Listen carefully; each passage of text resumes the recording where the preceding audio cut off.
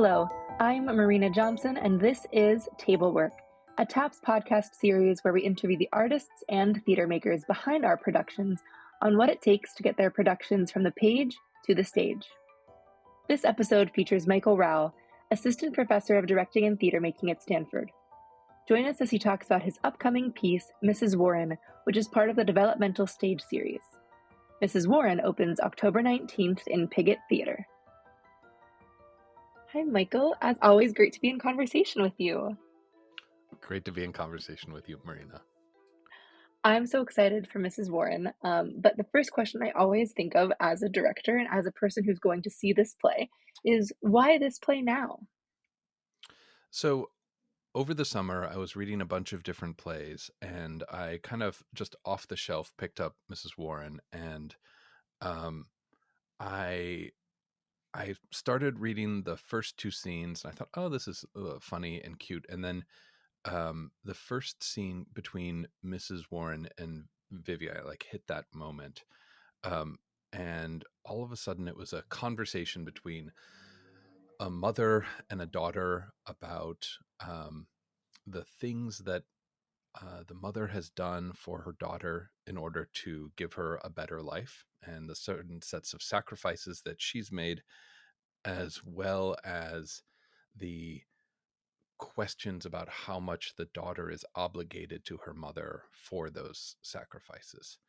And that question of like, what do we want our parents to do for us versus then what do we owe our parents, felt incredibly uh, a question that is so of this time and of this moment, and something that we're both, I think, as a culture struggling with, and at the same time is not a conversation that is at the forefront of our minds, but sort of like a low bass note to many of the issues that we're all dealing with these days.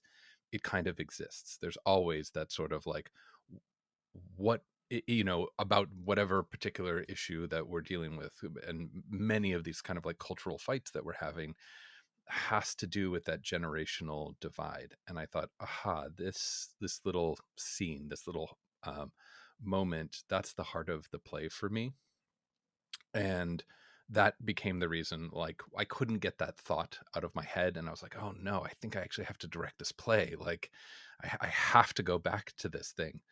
And I kept trying to read other plays and hoping like, oh, maybe it'll be this thing. And then I was like, nope, all right, I got to do George Bernard Shaw, and I have to do this play from 1895, because that's the thing that that sort of moment in question became really the thing that animated the whole process for me. I love that, and thanks for taking us through that journey. I think so many things that I get obsessed with as a director, I'm like, well, this has to come out somewhere. And if Yeah. we're having the question as we read a play text, then other people can really engage in that question. So I appreciate you sharing sort of what your way in was. And I assume that's something you're continuing to explore in the rehearsal room with the actors. Yeah. Yeah. As far as Shaw goes, um, so we're dealing with George Bernard Shaw, and I know that this play is cut from a longer play that admittedly I don't think I've read since undergrad. Um, but I would love for you to talk, if you want, a little bit more about the longer play, but I also know this is a shorter version, right? You made some Yeah. cuts. And I would love to know about that process as well. Well, I think that, I mean, this is a great follow-up question to the first question you asked me. I became obsessed with that scene between Mrs. Warren and Vivi, and all of a sudden, the rest of the play, like all of the other subplots, became extraneous. And I kept feeling like, oh, those other parts of this play where, two people find out that they're siblings and they never knew, that became extraneous to me. And like these conversations about art in like the first half of the play, that became extraneous. And so the cuts really were uh, were a way for me to focus on the heart of the play as I saw it, which is the relationship between this mother and daughter. And that meant sort of, I mean, it is not just a haircut. This is like literally half of the play is gone. Like I did a page count of the full unedited script and then a page count of my cut script, and it is half. Um, so and in doing that, it kind of allows, I hope, we'll see, the audience to focus on that sort of relationship and that sort of like central tension that I see in the play. I hope it won't feel like too short, or that you won't get that sense of like all of the different sprawling arguments that Shaw makes in his original, but instead I'm kind of picking out two of these characters and focusing more on them. Kind of like the thing that I've been telling people, it's as if I took Hamlet and was just like, I'm really just interested in like the Hamlet Laertes and Ophelia stuff, and we're just going to cut out all the stuff about the kings, and the queen.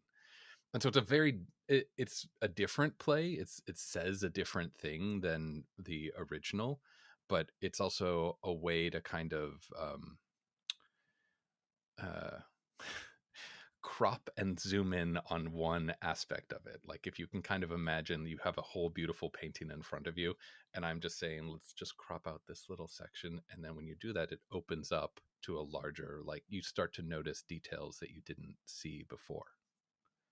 Oh, that's such great imagery. And I mean, I think people can really relate to that. I think cutting a play can sound like, oh, well, what are we losing? But it's actually a zoom in on what's already there and really magnifying that to examine this question and to examine this relationship. That's really Yeah. exciting. Thanks. Yeah. Well, and as people, you and I both work on new plays, and working on a new play is very different because it's really honoring what's on the page and bringing things to the surface in different ways. There's something really exciting and sort of, I don't know, like luxurious about looking at an older text that you want to play with in a different way because it has other iterations that have existed and that people are familiar with.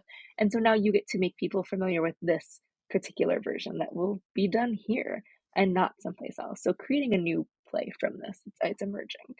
Yeah, absolutely. And I think also for folks who are like Shaw fanatics, I think it's important to also let you know that there are also some like language things that I changed. So if you come expecting people in British accents and in period specific clothes, in addition to, giving this play some serious cuts, we've also tried to kind of bring it into an American context, to bring it into a contemporary context.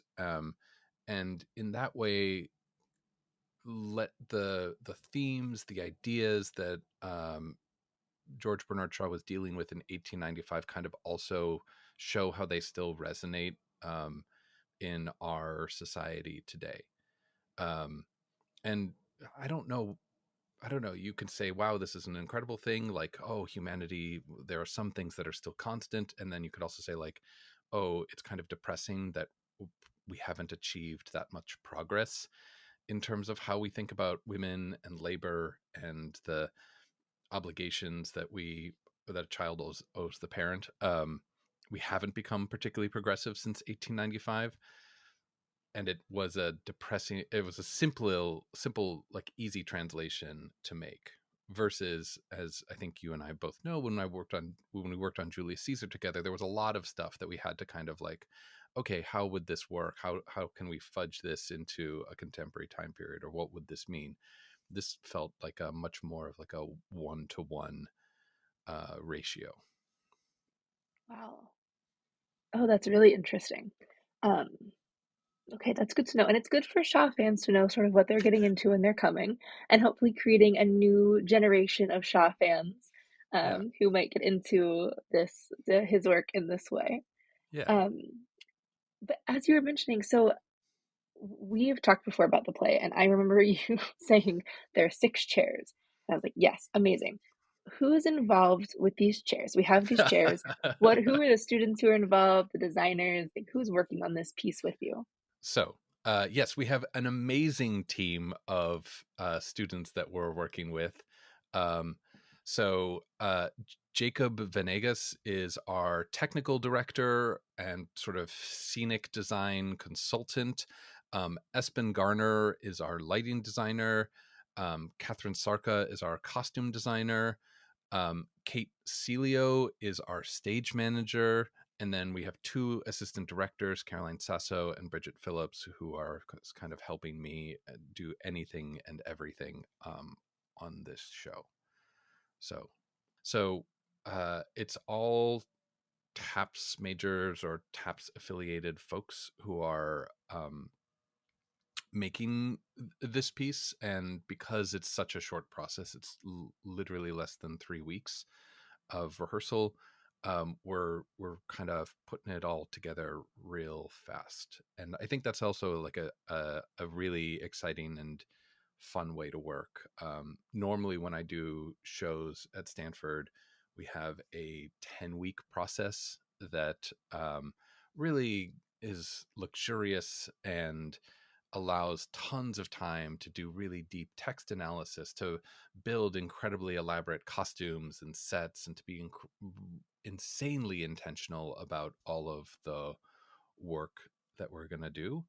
Um, and this is much more of like, let's just make a series of gestures.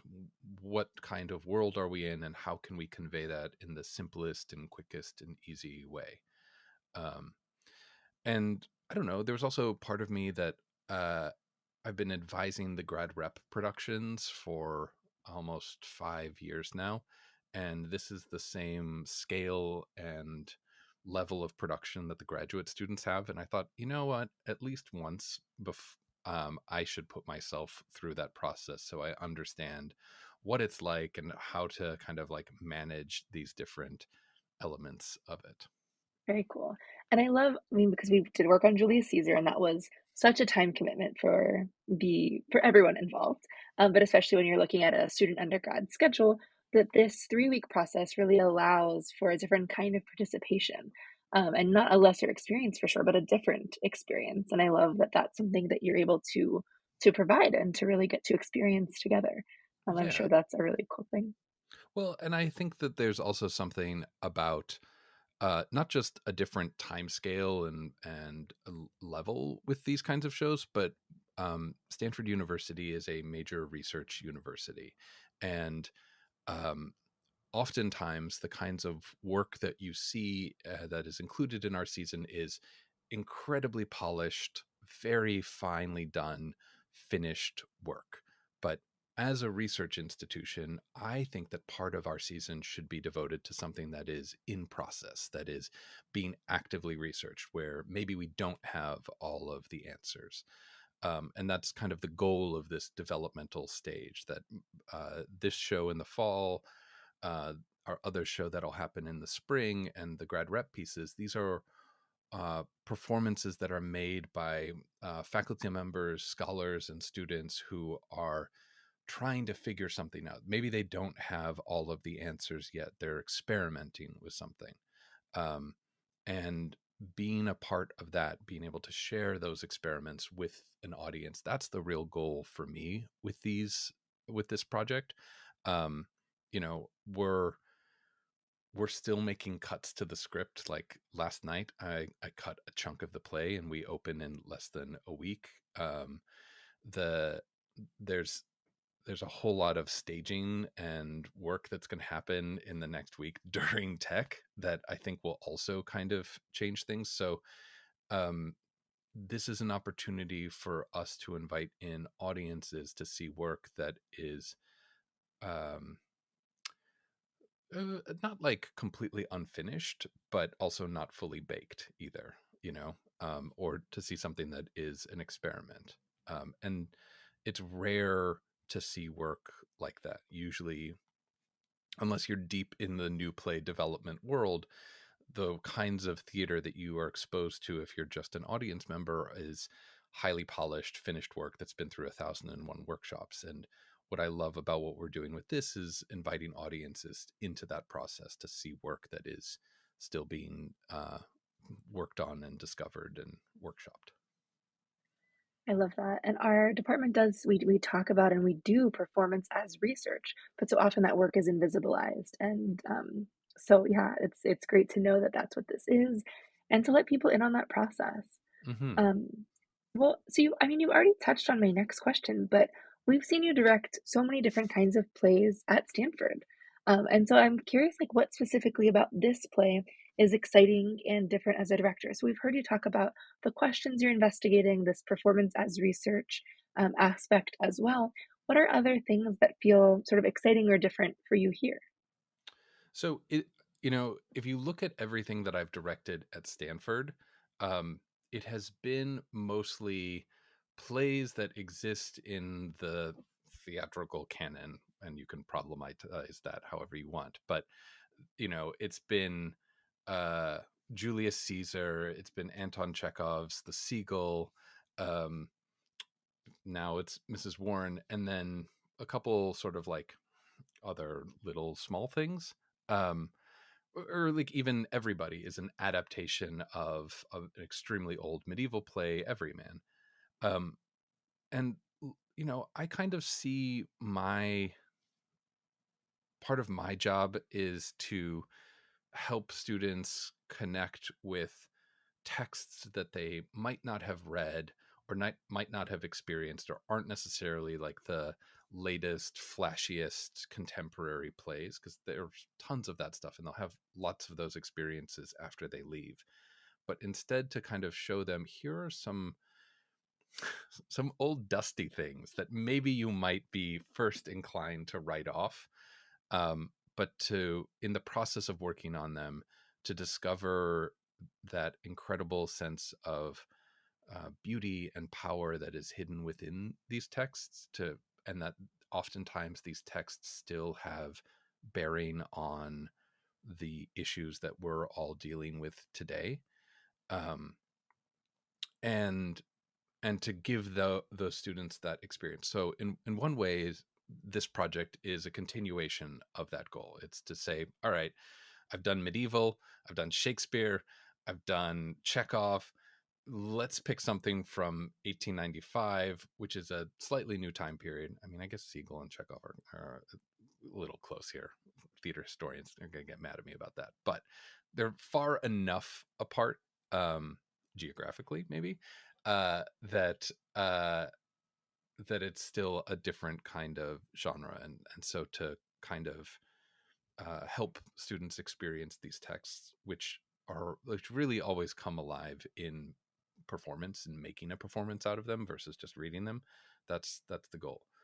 I think what's different about this project is I'm giving myself the challenge to say, you're not going to be able to finish this thing. You're going to see something that's in process. You're going to see something that is still being explored. That's I don't know all the answers to, versus when I directed The Seagull, I had directed, that was the fifth time I've directed that play. And so there are so many, I kind of walked in knowing, all right, we can do this here. This thing should happen here. We're going to go over here. Versus this play, I'm truly still discovering, and kind of sharing those senses of discoveries with the cast and with the audience.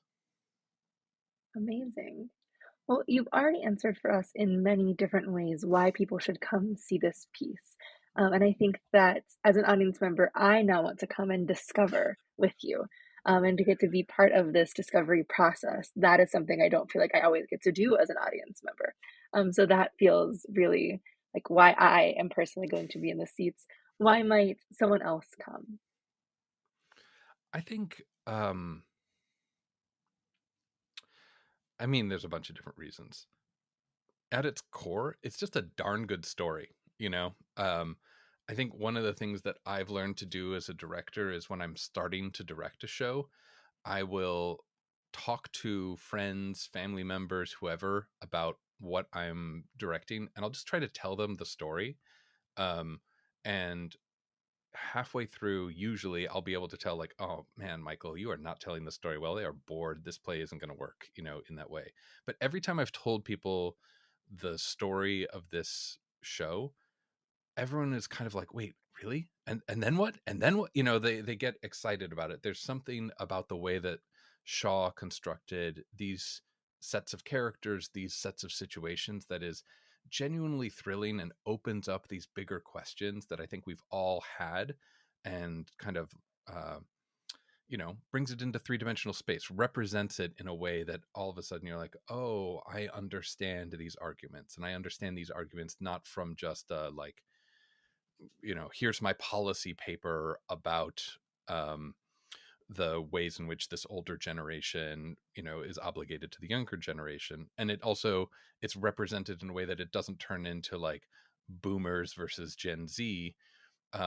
It instead shows two very complicated real human beings that are grappling with this relationship, and neither of them has the right answer, and neither of them knows what is the best answer, and they both care deeply about each other. Um, and in physicalizing that, it offers a very complex portrait of something that is, especially in popular culture today, oftentimes simplified down to memes and slogans and that kind of stuff. That's beautiful. I hope I think, I mean, I am now even more enticed to come. I'm sure whoever is listening will feel the same. So we're excited to check out Mrs. Warren in Pigott Theater. Yes. Yes. Excellent. In Pigott Theater next week. More details are posted with this podcast that people who are listening can check out. Thank you so much, Michael. Thank you, Marina. Always a pleasure to talk to you.